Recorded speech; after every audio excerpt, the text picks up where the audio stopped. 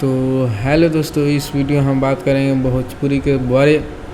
स्तर का सिंगर जो कि नाम है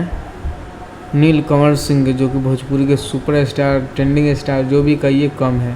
जो कि इनका अपने चैनल नीलकमल सिंह ऑफिशियल चैनल से एक गाना आने जा रहा है, जो कि गाना आ रहा है 3 तारीख की सुबह 6:30 पर, जो कि गाना का नाम है रस उठवा के, जो कि यह गीत के लिखे हैं आशुतोष तिवारी जी और म्यूजिक दिए हैं प्रियांशु, यानी कि आशु प्रियांशु की जोड़ी फिर एक बार नीलकमल सिंह के साथ आ रही है। और वीडियो डायरेक्ट किए हैं पवन पाल जी, जो कि आशुतोष तिवारी के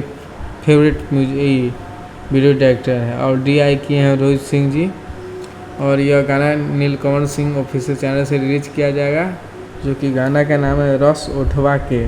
जो कि बहुत ही अच्छा गाना होने जा रहा है, जो कि आशु प्रियांशु की जोड़ी फिर देखेगी एक साथ नीलकमल सिंह के साथ। तो दोस्तों, वीडियो पसंद आया होगा तो वीडियो को लाइक कीजिएगा, चैनल पर नए हो तो चैनल को सब्सक्राइब कीजिएगा, ताकि भोजपुरी के हर खबर, हर अपडेट के लिए हमारे यूट्यूब चैनल को सब्सक्राइब कर लें।